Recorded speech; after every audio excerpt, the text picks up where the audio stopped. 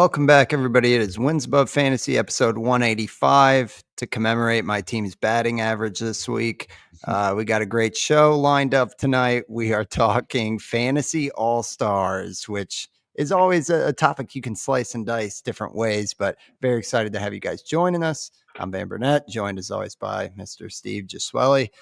Steve, it's All-Star break time. I know we were talking about the Derby, just some excitement in the air. Last week we did kind of our first half storylines. This week we are going position by position, talking about fantasy all-stars with maybe a little bit of a different criteria than we've done in years past, where, you know, sometimes we do kind of the bargain bin all-stars versus the high investment all-stars, or however we want to break it down. But this year we're focusing for the most part on just guys who are crushing it. And this time of year is always fun, like we talked about last week, to kind of zoom out and talk about some of these premier names that we're not talking about in June or in August, because that's like the more actionable shows. But these are great to take a step back, smell the roses, look at all these guys, and begin to formulate opinions on, is it legit, or at least just enjoy the ride of what we've had so far. So pumped to get into it, man. How's it going out there? Yeah, it's good. I could use the All-Star break. It'd be nice for a few days for mental health to not be checking box scores religiously. And, we talk about Break. It is a break. the war of attrition that fantasy baseball is, and the grind it is. So it's a welcome, a welcome break for me. That's for sure. The Derby is one thing MLB has gotten right. The head-to-head format is awesome. It's a lot of fun. It's a cool format. I know it's not, what we grew up with, right? Remember, like the 10 outs or whatever, and like the most home runs or that, like, that still has a place in my heart, maybe just out of nostalgia, but it's a fun time of year. Like, all the teams were announced. It's cool with who's first time all-stars, guys that are just having amazing seasons, like one of the first players that we'll talk about here coming up soon. That's actually both of those. I think it's a first time all-star and like the guy that's having the best year. So there's a little teaser for it for you. But we've done like all value all-stars in the past, like true fantasy, bargain bin. But I think the format this year, just to mix it up, it's like, okay, if you're voting for an all-star fantasy all-star team, who is the best player? Like, regardless of cost, regardless of whether there were someone that added on the wire that's been a league winner there, or just a first round pick that's crushing it. A more traditional approach to our all-star show this year. So looking forward to talking about some guys that are well deserving of it. Well, let's jump right in, and we're starting with catcher, which is usually the eye roll position. This position might be the all-star of all positions this year, Steve. I think, it's just, as I'm hearing podcasts, doing research, looking at like wire guys, there's been a moment or two where I'm like, man, am I really considering a catcher for my util slot? Like, never has that happened before. So we have to lead off with the big dumper, Cal Raleigh at out in Seattle. He was kind of a mid-round investment, and one that I think we've taken the ownership of, saying we weren't targeting him really. We were kind of saying, let's either wait and try to find some value, or let's get in a little bit earlier. I think we just kind of missed on Raleigh for the most part, or at least I did. But wow, hit his 36 homer yesterday. I think it was kind of an answer to Judge hitting one in the same game. So this home run race we talked about last week as one of the storylines of the season, but Raleigh just does not stop. So we'll see him in the Derby.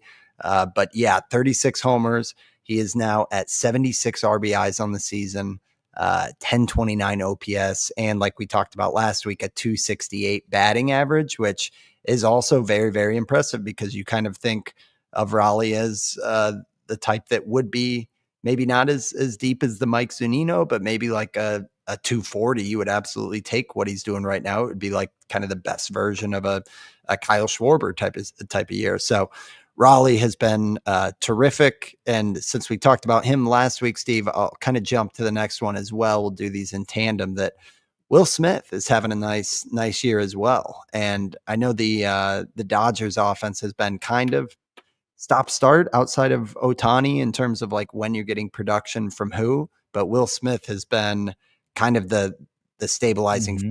with the 326 batting average. The 12 homers doesn't like, jump off the page. That's kind of in line with what we've hoped for from Will Smith in years past, like around that mid 20s. But yeah, for a guy who it felt like was kind of taking a step back with the Mm-hmm. 248 batting average last year, it's great for the 30-year-old to kind of rebound like this and cement himself once again as like one of the top catcher options. So yeah, you can talk about Raleigh just because it's fun to, and we have yet to talk about Will Smith, I think even this season. So Mm-hmm. fun chance to open it up here. What are your thoughts on these guys, Steve? If it wasn't for Cal Raleigh, I think Will Smith would be getting a lot more fanfare with just the amazing year he has. I know it's a little bit tougher because he does sit a good amount. Like the Dodgers are very strict. Like he does not play on day games after night games. They have Dalton Rushing that's called up, and they've always been a little bit more on the conservative side.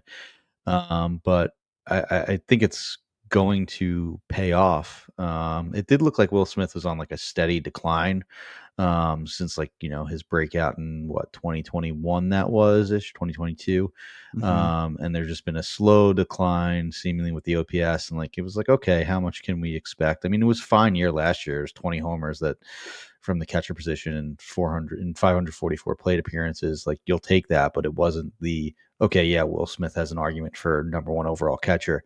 He would have this year if it wasn't for Raleigh because he has a 978 OPS. And then, all the numbers are back in line with, his 2021 season when, he had a good barrel rate, didn't strike out and takes a lot of walks. It's all coming together. It looks like prime Will Smith after what seeming was kind of like maybe one or two disappointing seasons. Um, Raleigh, yeah, like I know we talked about him last week, but it's just absolutely insane. Um, 36 homers already. Like he's pacing to potentially set the AL home run record, right? Like the whole big fanfare that happened with Judge and um, right. I mean, he's Yeah. he's Yeah. he's on pace to pass that right now. Um, it's interesting. These two guys went back to back. I'm looking at main event ADP for Interesting. March. Cal Riley was the sixth catcher at pick 95. Will Smith was the seventh catcher at pick 114.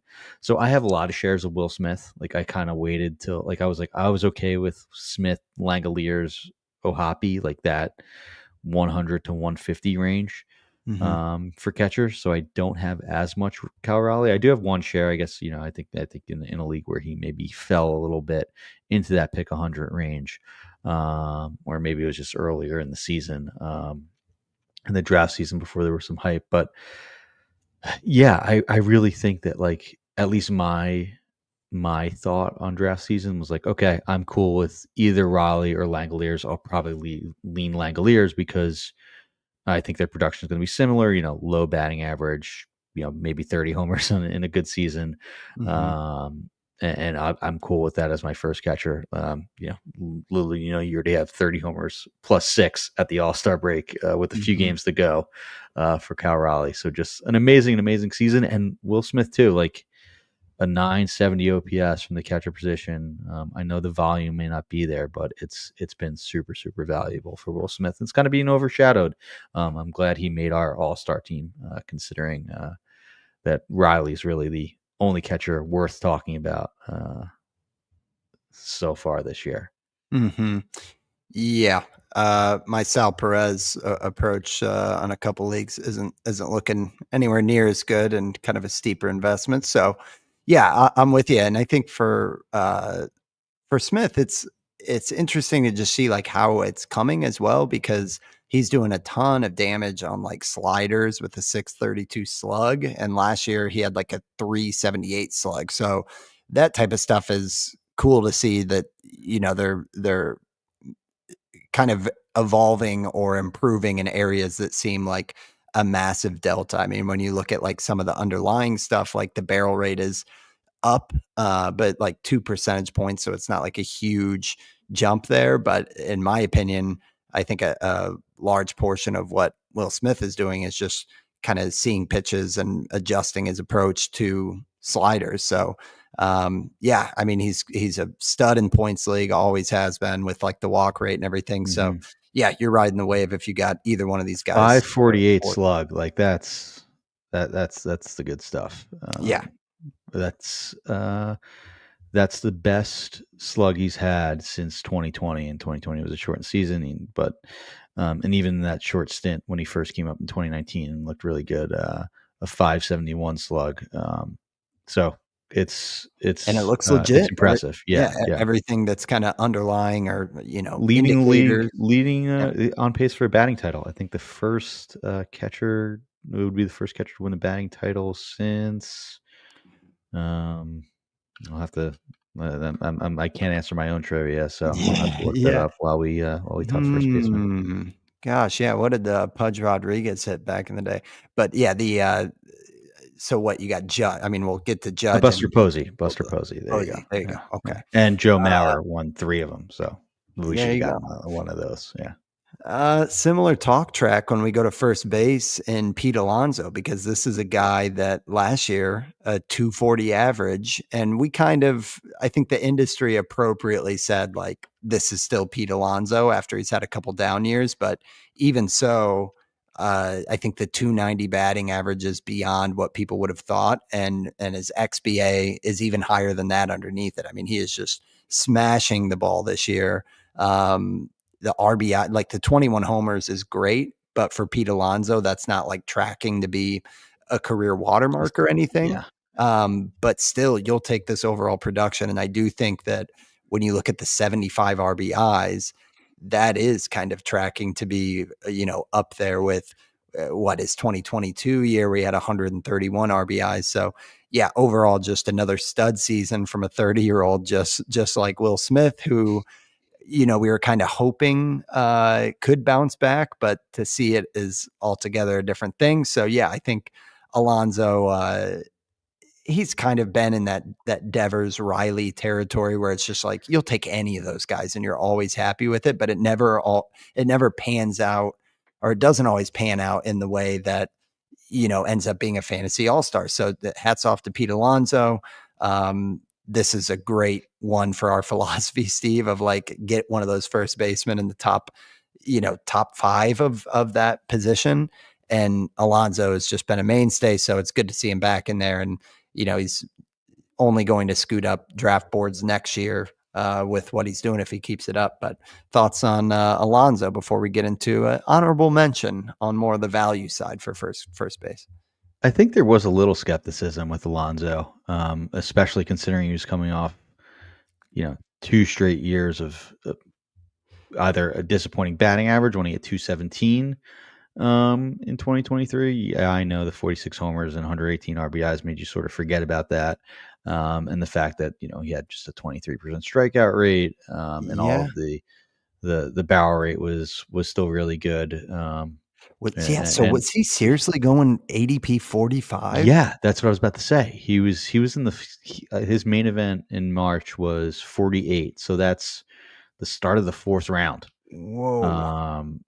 5th overall first baseman, which is in line, but I mean, you'd rather have him over basically every one of those first basemen. I know Harper's on a rate basis there, but he's missed time due to injury. But he's been by far, he's been better than Vlad, better than Freddie, better than Matt Olson. I thought he was not particularly Olsen. Close. Yeah, right. So, but and then last year, the batting average came up a bit at 240. You would have thought, okay, yeah, if Alonso's hitting 240, you'd be okay with that. But it was his worst power season since 2021, and he had an OPS that started with the 7.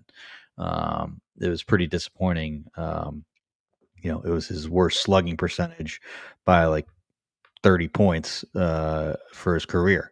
So there was a little bit of concern. I mean, it showed in the discounted price, but I mean, if you bought into it and you're getting what's been so far a career year and a career best half.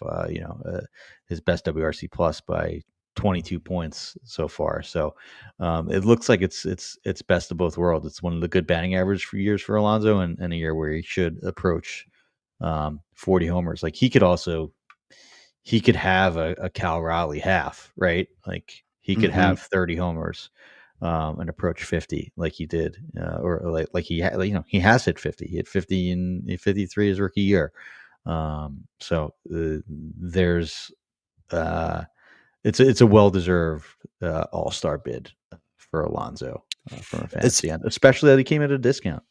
Yeah. Oh, for sure. I mean, that was lost on me. I really thought that he Yeah. was right around like Matt Olson, Machado territory, but no, yeah, he got moved down. Now the question becomes, if he holds, let's say 80% of this, do you think he goes back up into like middle second round? Does Yeah, everybody just buy I straight back think he'll in? be a firm second rounder, especially with how we've talked about a little bit on last show how bad the second round's been. I think he'll be the first baseman off the board, especially considering it's seeming like it's another, you know, we know how Vlad can pick up in the second half, but Hmm. it's seeming like it's a little bit maybe on Yeah. the Bryce closer to low Harper. 800 OPS than 900 OPS year for Vlad. Bryce Harper's had the injuries Yeah. and is a bit Struggles. older, Freddie and struggling. Yeah. yeah, Freddie's battling a lot of injuries too. And Olson seems like he's not bouncing back like we hoped. Mediocre. Had 270, 17 Yeah, homers, something like I that. Yeah. also would I could talk myself into Olson having an Alonso type bounce back as he gets approaches like an 80, like a draft 50, like an ADP 50 Right. Yeah. after two disappointing years. Like who knows, maybe there could be another 2023 You're right. like what Alonso looked like he's on pace for Yeah, this year. cheering for the discount there. Yeah, Yeah. I'm with you. Well, a guy who is ADP 249 is the next first base all-star that we're gonna talk about. Michael Busch, of the Cubbies has been riding that wave that, the Cubs are on. I think I saw something like they're the 3rd fastest team in MLB history to reach 100 homers and 100 stolen bases. So they've just been in a super exciting offense, and Michael Busch is the hottest of that bunch and almost the hottest hitter in the league over the last 2 weeks, hitting 465 with 6 home runs. That brings his season lineup to a 297 batting average, 18 homers. Uh, Pretty good runs and RBIs to go with it in that offense. He should probably finish out at like 100 plus RBIs and close to 100 on runs. So yeah, Michael Busch now hitting like 5th in the lineup over the past few days. I know he's one that he gets a breather every now and then Hmm. as well, but yeah, I mean, who saw Michael Busch being on pace for what's low 30s, mid 30s and homers and great stats to go around it with the batting average and everything. So yeah, gotta tip a hat here. We haven't talked about Bush a ton, Steve, but No. this is like a real breakout, at least from the back of the baseball card. So what do you think of Bush? Yeah, he does not play versus lefties. Just 48 at bats versus lefties. So it's not just breathers. He just does not Oh, play. he's Like, platooning. Okay. yeah. So he's a straight platoon. But I mean, it doesn't matter. We see how valuable some of these guys can be, and it almost exacerbates their value, or you get the most value out of them because they're only playing the matchups that benefit them. I don't really care that Michael Bush doesn't play versus lefties. Like he has an OPS that starts with a 1 or a 10 versus righties and 235 at bats. So, um, especially in like a daily league, you just need one other bench guy that you could throw in on days that he plays versus lefties, and it's even more valuable, right? You know, like Kerry Carpenter last year is a guy that reminds me of this, right? Like it doesn't necessarily matter when they're that good of a hitter um, versus the one side. So, yeah, I mean, Bush went on hot streaks like this last year and then kind of cooled off, but um, you know, um, there's been some gains that right, like the hard hit, the barrel rate, um, even the walk rate and chase percentages have stayed or improved, including some swing and miss that you like to see improvement on that, maybe muted those hot streaks in the past, and led to him sitting not only versus lefties but also in righties, and not for being an everyday player. But I mean, everything's clicking for the Cubs right now.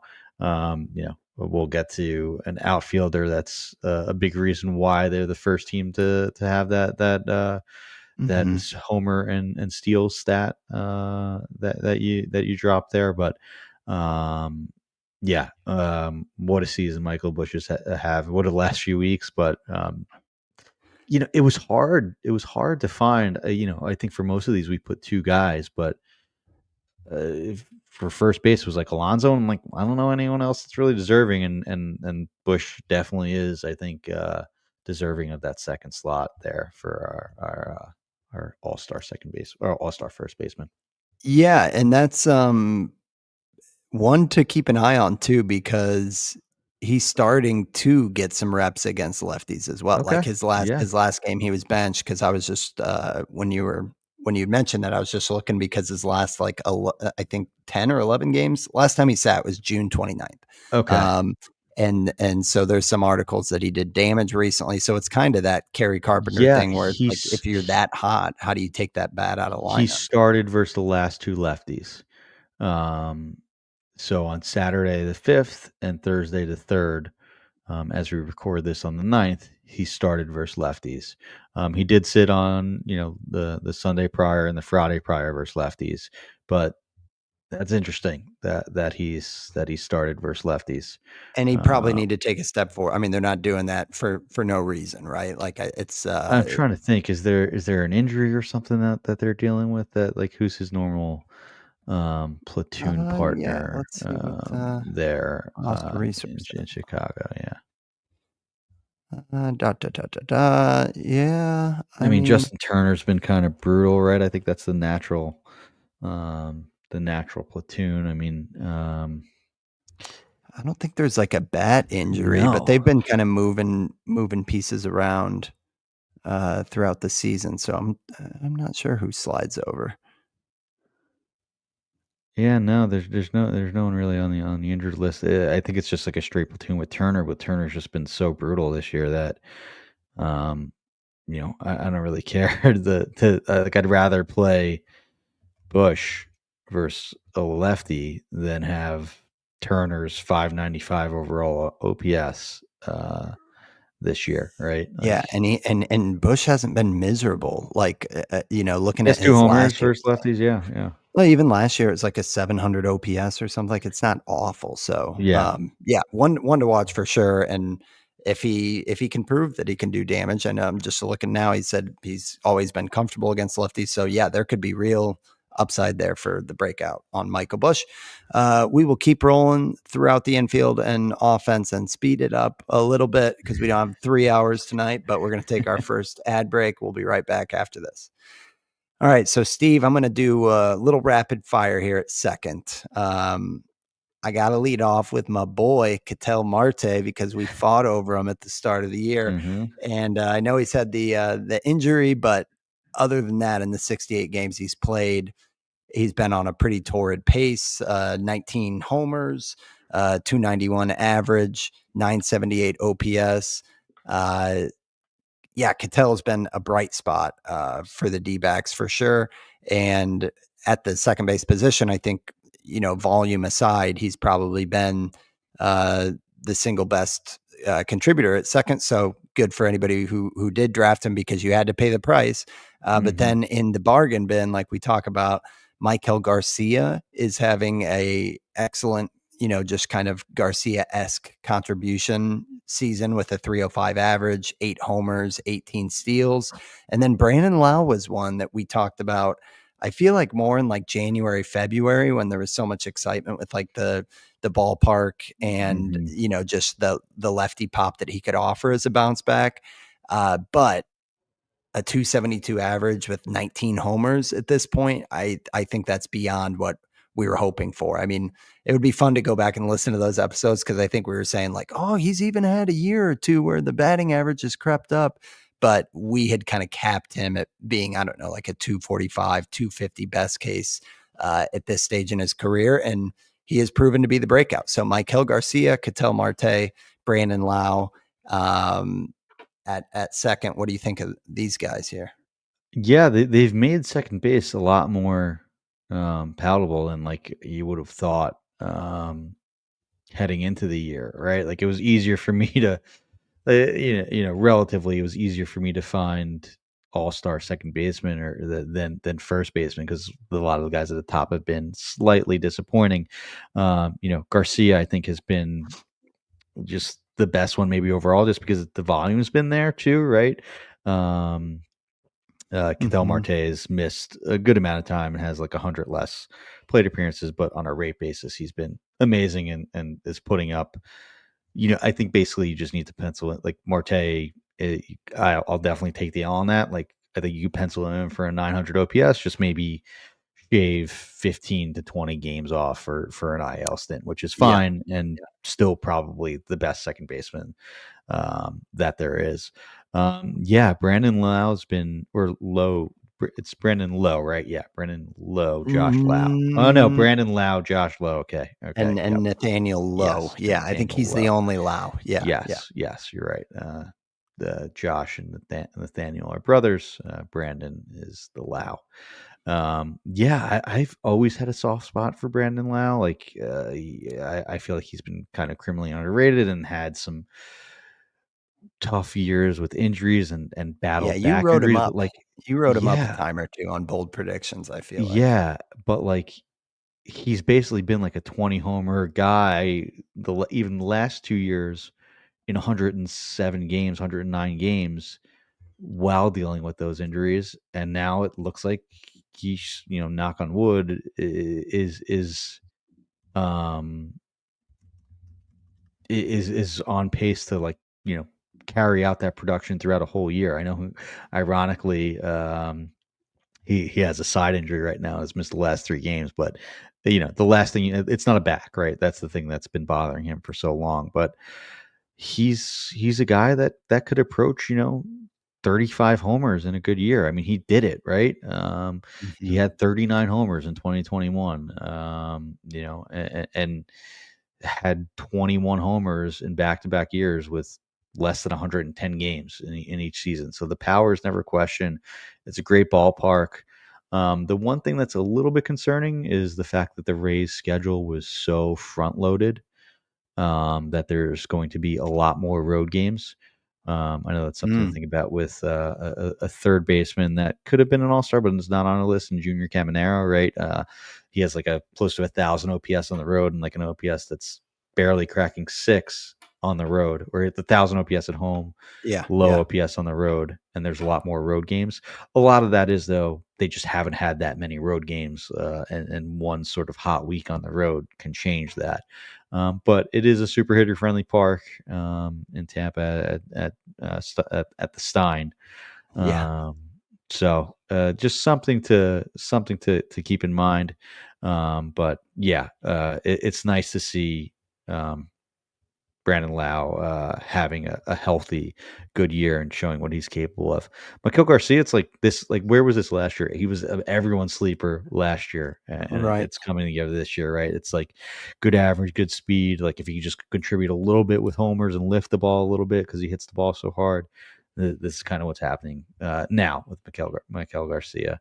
It's just a shame that the Royals' offense is just so bad Yeah, that's otherwise. But suppressing yeah, the 39 runs with the way yeah. he's been able to, run on the base paths, and a 364 OBP is pretty good. So yeah, I think it was interesting seeing steals as well because like you expect the steal numbers across the league to be like gaudy versus the homers, but like on the leaderboard, uh, it's the homer ones that were like, man, this guy's at that number. Like Garcia's like a top 10 steals guy at 18. So it's just, I don't know that. I mean, we'll probably have more sluggers eclipsing like 45 homers than we will have Yeah. people eclipsing Yeah, which 45 is steals, odd which is kind of considering the interesting. steals rule, the drag on the ball this year. Right. It's Um, just a little bit I backwards, but mean, I guess having 2 minor league parks that are super offensive friendly, I think I've masked a bit of the true. ball issue, Mhm. and drag. Um, not that that could explain the whole sample, and that's, I don't have, like, scientific research on that, but it's just something to consider. Yeah, Um for sure. Well, to keep us moving, I think it's a segue to Mhm. shortstop where Ellie De La Cruz is putting up kind of it's one of those laughable stat lines, Steve, because Ellie is one of those guys that you just feel like if he's hot, it's going to look ridiculous. And if he's not, it's going to look like he's slumping. And here Ellie is with what I would call probably unfairly like a middle of the road amazing start, you know what I mean? Like Yeah. he's got 22 steals, not like 39 or something, and 18 homers. So I mean, what are we to like turn our nose up at like a 40-40 pace, right? And a 275 average to go with it. So fantastic from Ellie, and I think it's the 68 runs is also where Mhm. if you kind of prorate that out, like he will be one of the top 5 guys probably in runs. So yeah, you gotta love what you're getting from Ellie, and just at age 23, sky's the limit. I mean, that's probably how you frame up that intro I gave on him. Is he's so good that this solid of a season, you're still like, yeah, good stuff, Ellie. It's not like the eye popping, he's gonna go for a 50-50 Man, year or something. I think it's almost more impressive what he's doing so far this year than what he did last year, even when he had 67 steals. Just because the K rate is at 25%, right? We were concerned, like, can Ellie not make enough contact to stay in the big leagues when he first came up, right? Mhm. There's Yeah, been some improvement. Yeah. really, really good improvement as far as, the chase rate, which was, 24th percentile his first year in the league and now is up to 50th percentile. It's actually a little bit worse than last year, but still, there's less, whiff in his game this year. The walk rate is still good, not what it was last year, but it's still 63rd percentile at 9.6%. So getting on base, which is great for those stealing opportunities. Um, I'm not too shocked that it's just air quotes just 22 stolen bases, because the pace really did slow down. Um, After the All Star break, last year. In Yeah, same August and same pace. September, he had 6 steals, each. He did have 15 in July, and then 8 in June, But yeah, last post year. post All-Star break, he had Yeah, 21, which is where yeah, he's at. So, exactly. yeah. But I mean, hey, yeah, he's still pacing for a 40-40 season there, which is no joke. And he's had a 12 steal month this year. He had 12 in April, right? Mhm. So that definitely could happen. Steals do come in bunches. But yeah, he absolutely went nuclear in June with a 1084 OPS. Like, his splits versus lefties are a little bit better. Which is nice because that was also a concern. Like, is Ellie going to be able to continue to switch hit? And he's doing enough to, I think, justify that. He had a 661 OPS versus lefties last year. This year, it's modest improvement up to 687, but he does have 5 homers versus lefties already, and he only had 6 homers all of last year versus lefties. So, Mm. um, that's nice to see. I think Ellie is sort of just rounding into, like, prime Acuna potentially here. Like, that's the Mhm. sort of improvements that he's making. I mean, he's still just Yeah, 23. 23 23. years old. It's nuts, man. And Yeah, you're he's so right 23 and a that, half. like, Yeah. it's almost like the O'Neal Cruz cautionary tale of, like, it doesn't always happen where you're like, if they just fix the 30%, you know what I mean? Like, on the Yeah, strikeout yeah. rate, and he's making those strides. So, yeah, credit to him and the Reds organization, because I feel like kinda the same thing with, like, Hunter Green, where it's, like, all the talent in the world, and you're hoping they can, fine tune, Yeah. and both of those, it's like they're doing a nice job with those guys. To keep it rolling here, Jeremy Pena is the other one that we're talking about, and he's enjoying, not enjoying the rib injury that's keeping him out till maybe late July or after the All-Star break. But when on the field, he's been fully taking advantage of like the Crawford boxes with that pull power. 11 homers, so definitely trending above where he's been at in the past, and 15 steals, which is also trending above. The real story here, Steve, is the batting average at a ridiculous 322. So I think that will, it has to come back to earth for a guy who's been like 260. But how far is the question? And overall, who cares? Like you're getting a great season out of Pena. He's one that doesn't like light up the Savant page. So I think it does, he might be more of like a polarizing one on how real it is, but it's been a great start to the year for Pena. So thoughts on him? Yeah, another sort of, maybe not to the degree of Alonso, but like there was a lot of excitement after his rookie year. He won that World Series MVP, and That's then right. kind of disappointed. And I think like in like 12-team leagues, like basically went undrafted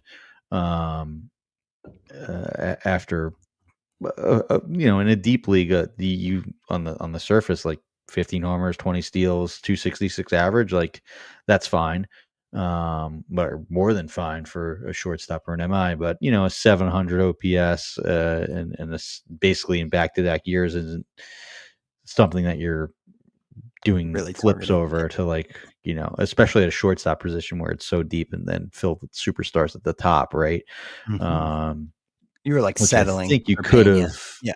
could have projected Patena for after his 22 homer, 11 steal season to start. So his rookie year in 2022, that is. So Pena's another guy that's sort of like, okay, this is someone that maybe we gave up on a little bit too quickly. Like the elite defense kept him in the lineup. He's now entering his prime power seasons at age 27.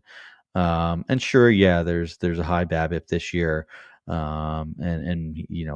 maybe he may not hit 322 again, but it's the best K rate of his career, the best hard hit rate, and as he matures into that power and maybe takes advantage of those Crawford boxes more, maybe he can get to 20 homers more consistently. And considering the Mm-hmm. fact that he does have elite speed and steals have always been a part of his game, he could be sort of a 20-30 guy, maybe with not as much average and maybe a bit closer to 750 OPS, but Yeah. still a really useful fantasy player. So well deserving and a great first half for Jeremy Pena. Definitely Yep. deserves to be a WAF fantasy all-star. Yeah, yeah, and I think to your point on the pull power, his pull air percentage is at 19.6, which the only other year it was 19 was that 2022 Yeah. year When when he he had kind of 22 broke out, homers. Yeah. and it Yeah. was 13%, 15% in the years in between. So he's found a way to kind of tap back into that, and similar to, I guess it was Will Smith we were talking about with Yep. hitting sliders. Like this year, he's doing some damage on breaking pitches, like hitting 310, and last year it was at like 250. So making improvements for sure. So yeah, hats off to Pena, and hopefully he gets healthy, gets right. Getting over to third base, Steve. I know you've just been in on Manny Machado as just like set it and forget it, and he's doing more of the same. He's just kind of the metronome. 290, 15 homers, 8 steals, on pace for 100 runs, 100 RBIs. And then we got Eugenio, who's on the Mm-hmm. Mount Rushmore of guys we've talked about since episode 1. But yeah, Eugenio just doing what you want him to. That 252 average, I think, is in the upper of what I would be hoping for with Eugenio. And then the 28 homers, it's like, what do you want, man? What a slugger. It's kind of going under the radar, honestly, for the guys who are above him on the homer count. I think it's not being overlooked, but I mean, dude's on pace for 45, 50 bombs. And I know there's some talks about some trade potential. We know Suarez is streaky as well, but yeah, you're riding the wave right now. So Machado and Eugenio, of course, Machado was going in like that, like we were talking about, Back early into the second 30s. round. Yeah. Yeah. Yeah, yeah. And then Eugenio was at 160. So he was right 2 picks after Jeremy Pena. So yeah, found money there. But thoughts on these two guys? Yeah, the fantasy baseball community is ageist. Especially when it comes to like metronome hitters like Manny Machado, that can put up an 800 OPS season. Basically, Machado could probably do this until he was 60, right? Yeah, Or at least it seems like that. yeah, Like the while injured. Yeah. yeah, just playing every day, grinding everything out. Like, he had that slow second half last year coming back from, I think it was Tommy John surgery or maybe surgery for tennis elbow. It may not have been exactly TJ, but finished really strong. Was one of the best hitters in the second half. Still had a 30 homer season, or a 29 homer season with 11 steals. Like you could set and forget Machado's numbers to high 20s, low 30s homers, a 280 batting average, and on years when he's healthy, chips in double digit steals. Already has 8 already. Like he is just an amazing player. I think he's a Hall of Famer. I was waiting for that because I think you're Like, right. He's been doing it for 14 yeah, years. he's been doing it for 14 years, and Amazing like he's defender, like amazing over this defender. career. Yeah. Never really had a bad season. Like it's just incredible what Machado has done, and really showing no signs of slowing down. Like it's a great K rate this year. It's not like that's in a bad trend. The barrel rate is still elite. The hard hit rate is still elite. Like this dude was born to play baseball, and like I feel like he will be good at it forever. Yeah, it's a great call, and these zoom out shows, we enjoy it while it's happening Yeah. because Machado's 33. I think for those of us who have been around, we remember when he was making those ridiculous throws from third base, like as a rookie, and yeah, it is cool. He is His contract still goes to 2033, so he's going to be doing it for a while. it's And too early for us to start, getting yeah, nostalgia about yeah, Machado. That'll be yeah, in WAF episode yeah, 500 when we're still talking about him. So, yeah, yeah. all right. So we got infield taken care of. We are going to shift over to outfield, but we're going to take our second ad break. We'll be right back after this. All right. So, Steve, these are familiar names. We talked about all three of them last week, but in the outfield, we got Pete Crow Armstrong that you kind of teased out. We talked about him last week and we were like, can he keep it up? I mean, he should be able, but it's got to come down to earth. Since then, he's bombed another couple home runs and stolen 2 more bags. So the numbers just keep racking up. And it seems like he's having the type of season where if he's out there, he's just going to produce stuff that fills up the stat sheet. It's great for obviously the team that is surging right now, but it seems like Pete Crow Armstrong is just running wild in every sense. So hats off to him now at a 269 batting average, 23 homers, 27 steals on the season, and he is probably on pace to be like a top 3, top 5 guy when it comes to runs and RBIs total. Aaron Judge, what can we say? 360 batting average, 34 home runs. The 83 runs is just nuts. And I know that's not, we'll talk about the league leader who's a little bit above Judge, but yeah, just what can you do but sit back and say like this is probably number 1 overall next year. And then James Wood, that I'm glad you added to the show last week, and we talked about him in depth. He'll be at the home run derby. I'm excited to watch him because I feel like I see highlights or MLB big inning, but to see him like actually on display as like a 6'7" just bomber. I mean, he's at 24 home runs, 12 steals to go with it. I think I mentioned it last week, but it feels like this is O'Neal Cruz-esque and beyond. And yet it Yeah. seemed like Cruz was getting more of that buzz of just like all the StatCast stuff. So yeah, so cool to see Wood having this emergence. So yeah, open floor, man. Talk about these guys. Imagine if your outfield was Judge, Wood, Pete Crow Armstrong. It really could have been, right? Could Like have it been. could be Judge in round 1. Wood, where did Wood go? He went like ADP like 50. He was around those guys. Yeah, he went in main event drafts. He was the 17th outfielder, right after Michael Harris. Oof. Oh. ADP 52. O'Neal Cruz went 32 in the main event, so the hype was there. Not on Wood, not that Wood wasn't hyped, but um, what Wood is what I think people hope O'Neal Cruz could one day do and cut that Yes. strikeout rate a little bit, which I don't know if that's in the cards. Considering Cruz is a little bit older, but I digress. Hmm. Um, Wood's just been absolutely unbelievable, and looks like he could be First rounder. like I think he could ascend to like judgedom in the next few years. Whereas Pico Armstrong, I think maybe it's a blind spot, right? Because we talked about this last week. Like, savant sliders don't light up bright red in your face like need to slam on the brakes at a stoplight or anything like that. But there's still a lot that he does well.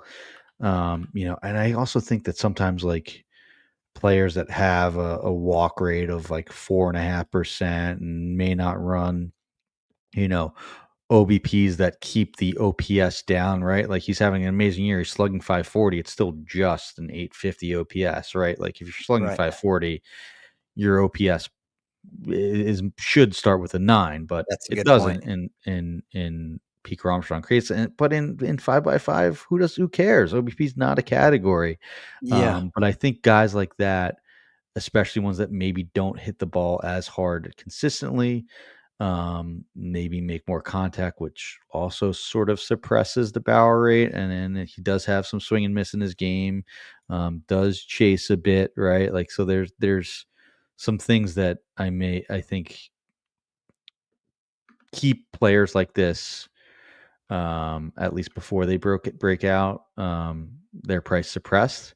And like even now, like the average regular velocity just okay, the hard hits just okay, the bat speed just okay. There's a lot of chase, there's a lot of whiff, but put together the pieces, and it's a top 5 fantasy asset so far this year. Yeah, yeah, and kind of a anecdotal, like, intangible, but just his kind of showmanship, I think, is a match made in heaven for Yeah, fantasy that, like, when yeah, he's out there, he is trying to make noise and make things happen, and, yeah, just, like a live wire type of build, and, yeah, those guys are pretty good because they're the kind that have a chip on their shoulder, and they probably care about getting 40 steals or 50 steals. Like, I think he's the type.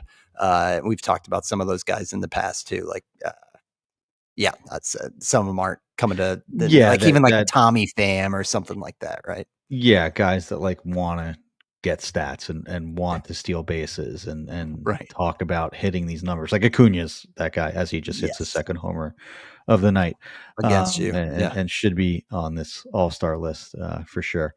Yeah. Yeah. Those guys want to hit those, like Otani to a sense, right? He wanted to do, like, he clearly wanted to do 50-50 last year, Yeah, right. Yeah, that is huge. So there's your segue on Mhm. util. Surprise, surprise. Shohei Otani. He is leading the league with 88 runs as we record this on July 9th. I mean, maybe I'm overstating, but Steve, that is such a mind blowing stat to me that Yeah. dude is on pace for like 150 plus runs scored. Um, yeah, just as a throw in, he's at 31 homers, 12 steals, hitting 281. Yeah, you can flip a coin between him and Judge next year. I think with the batting average for Judge, it's there's a little bit of a gap there, but wow, yeah, Otani was worth the first overall pick for those who went there. So yeah, anything to add on Shohei Otani, a name we don't get to talk about enough on this show? I am curious, and this is picking the knittest of knits Mm-hmm. with Oh, Otani, let's hear it. but I am curious how much him pitching holds back his hitting. Like, could we expect 50-50 at least for like the rest of his prime if he was just a hitter? Um, I'm very curious as to what his numbers are going to be because now he's pitching again for the last month. I know Couple it's been just innings. a few Yeah, yeah. innings, but this month of July has been his worst by far. His month of June was much worse than his month of August of May and April. Yeah. Um, So it's like or was much there's worse than there's only like so many hours in the day type of yeah, thing. like so like and Um, again, this could just be coincidence. Um, but like looking at years when he pitched last, right? Was did he pitched in 2023 it yeah, was? I think the batting average was a bit lower. Yeah, I Am I mean in right in remembering that? 2021, 2022 when he was like full time and made I'm going to pull up the pitching stats here. Um He pitched 130 innings in And 2021, okay, and 166 in 2022, and 132 and got hurt in like August of 2023. So those are the samples that so we're working with. 23 was his best dual year then because Yes. he had a Yes. 304 average with a 1066 And OPS, but the yes. years prior 273 and then the 257 before Yeah, I that, mean, which the he's 220 not that. the Yeah. 22, he had an 875 OPS, which is slightly disappointing for him. He had Mhm. just 34 homers, right? He has 31 already at the All-Star break this year and had 54 last year, 44 the year before that. With a Yeah. 21% barrel rate, dude. Yeah, Just so there's really not much like again, like it's not much at all, and it's a super small sample for what we're looking at for July when he's actually made multi-inning starts. yeah. But I'm just curious as to I'm wondering if we're kind of getting robbed of 60-60 seasons potentially for now with Otani pitching. But I mean, hey, he still had a 1066 OPS with 44 homers and 20 steals in the year that he had, 133 innings pitched, or 132 innings pitched with a 106 whip and a 3.14 ERA and, Mm. more than the, 10 strikeouts per nine. So, Alright. yeah, he Couple could do it. things couple things on Otani. Number Mhm. 1, is it surprising to you that we're watching his 8th season in the majors? A Like, little bit. in my mind, it's like, I don't know if it's like the COVID time capsule, but, like, I would have guessed in my mind, it's like, "Oh, this is year 5 or 6." Like, we're really getting old where Otani's 31 and this is his 8th year in the major. He still seems, like, new and exciting, which I guess that's Otani. Yeah. Um I mean, there was also a lost year, like the COVID year was kind Mhm, of a lost year for him, right? mhm, He mhm. only played 46 games and was not good. Um,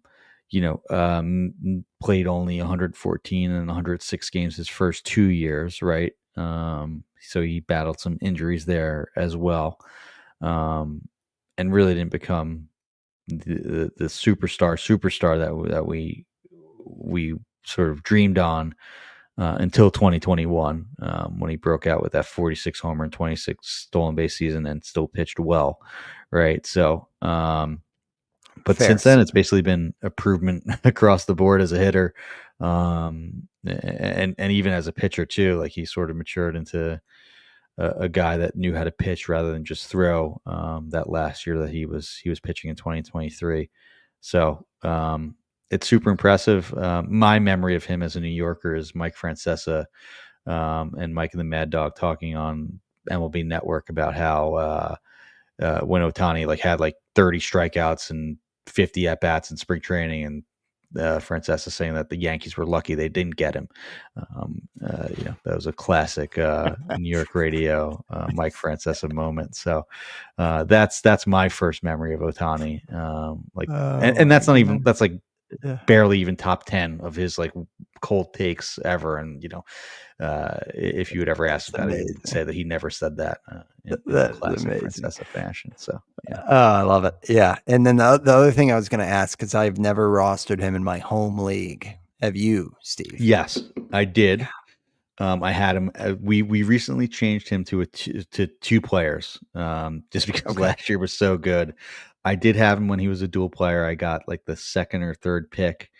I think it was actually a fourth pick.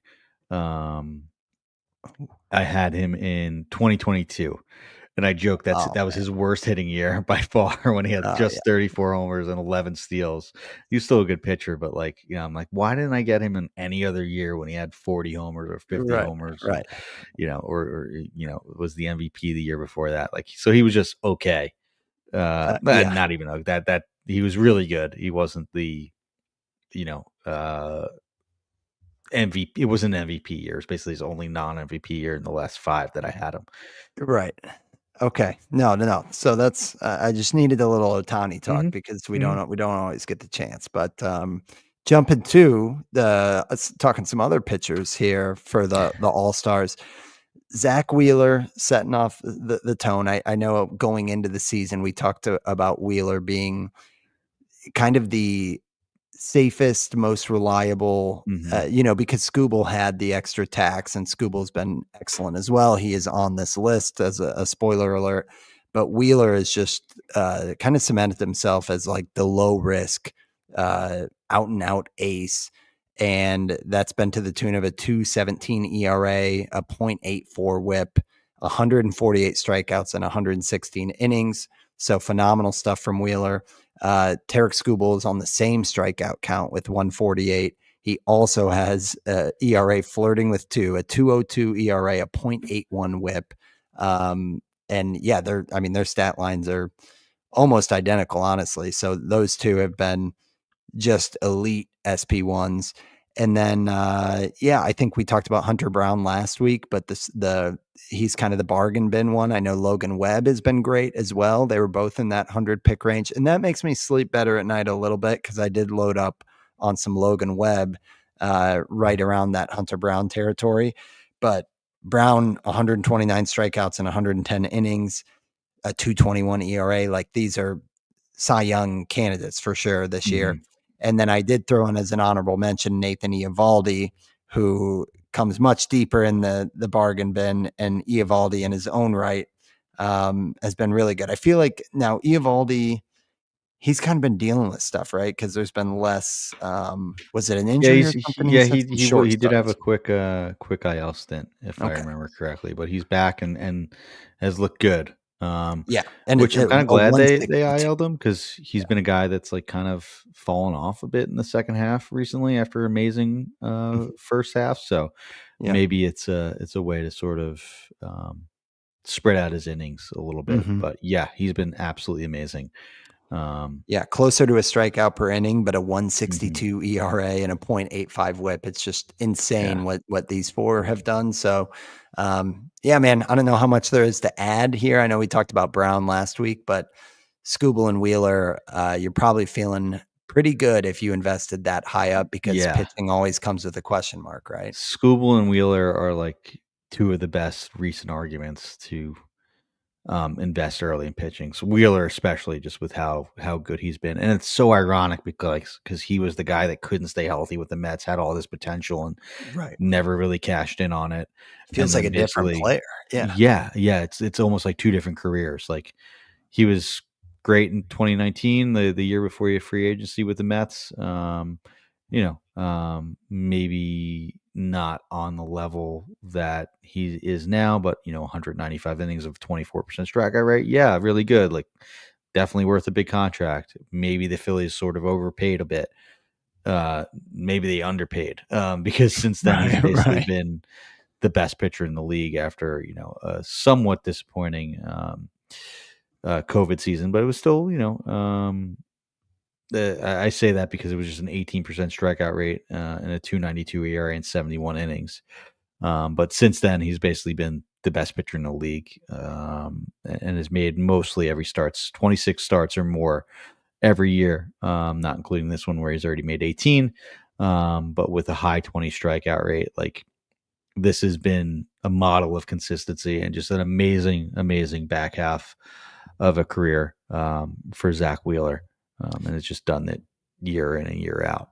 Yeah, Wheeler at age 35 now, and Yeah.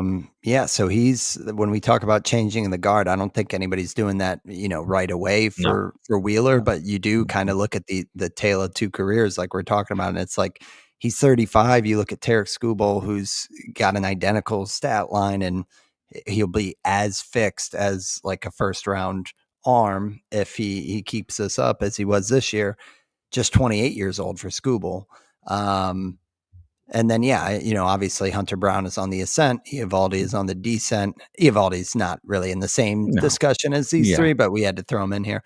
But yeah, just interesting. And I guess, like we said, it's if you bought in early, then congratulations. But I think Hunter Brown and Eovaldi are more examples where you can always find kind of that surging value in later rounds as well. So, Steve, as I always do, I can turn it over to you on relief pitchers because I tend to just punt and desperately struggle on finding relievers. But I know Andres Munoz has been fantastic so far in terms of like the save total, and the ratios look like they're going to be career bests. So yeah, Munoz has been terrific. And then also Hader, although he did get, what was it, like a grand slam or something yesterday? It was a Crawford box special for sure. Yeah, It was like the one ballpark that it would have gone out. But even so, Hader,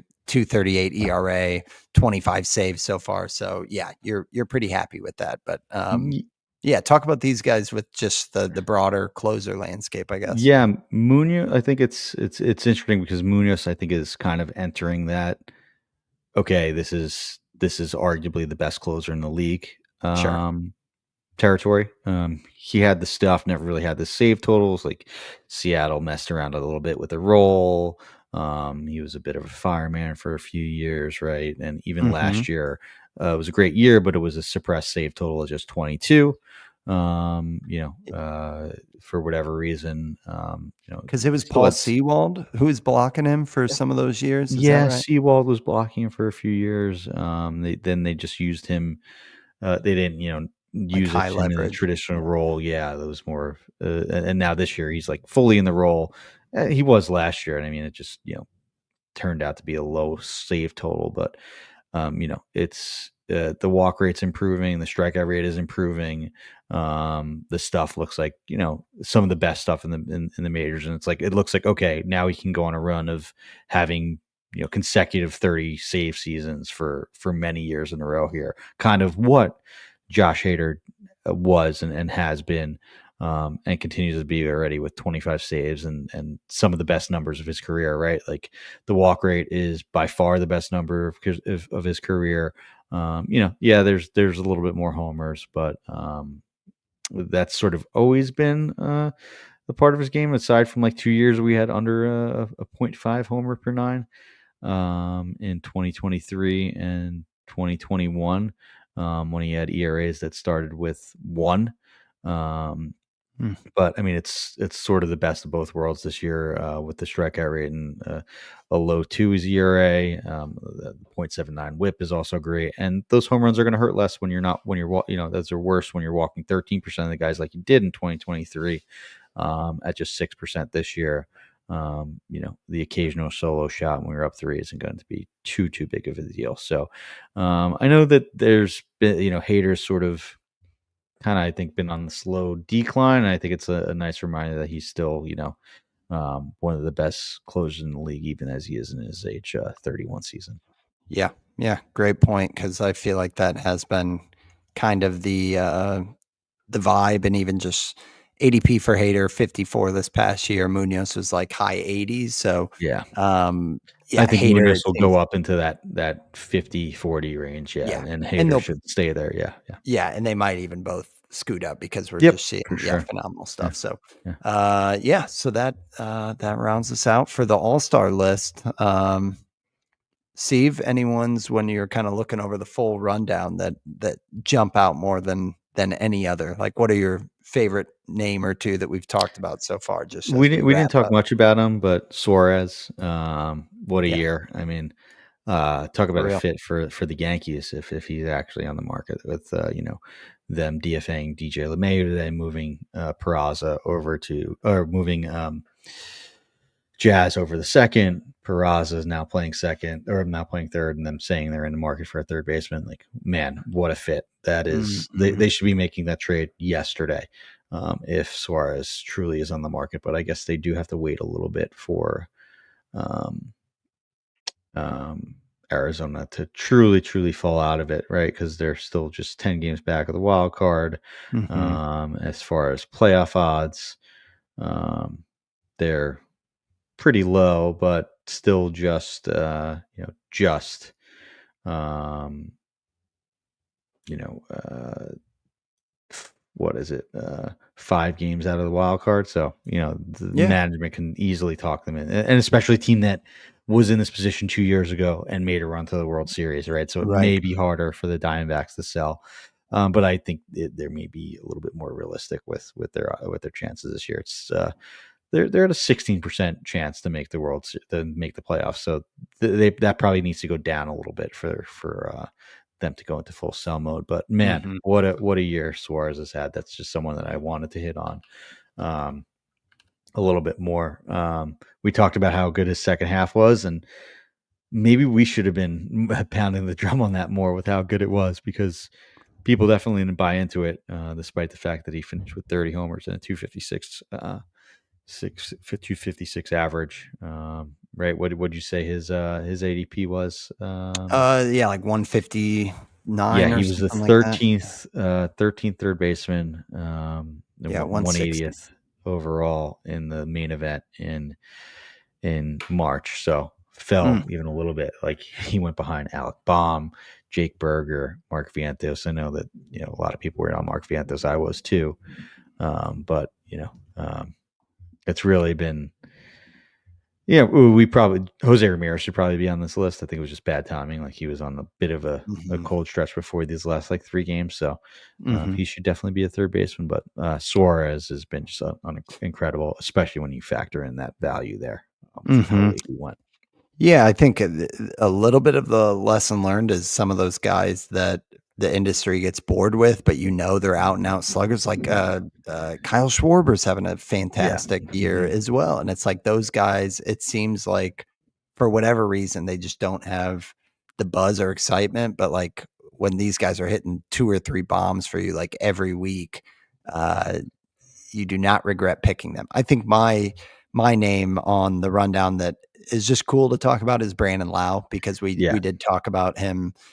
I looked it up while we were chatting earlier. It was our March 5th episode, and he was a PLV Okay. like Nice. sleeper in addition to all of the excitement about the Stein and everything. So the yeah, just seeing him put together a year that is as good as he has since 2019. I mean, it's kind of like when we talked about Buxton. Like, it's cool when these guys have another Especially like with all the shot at life. injuries, yeah, Yeah, yeah, yeah, for sure. and like him So showing the skills while being injured and still doing it on a rate basis, right?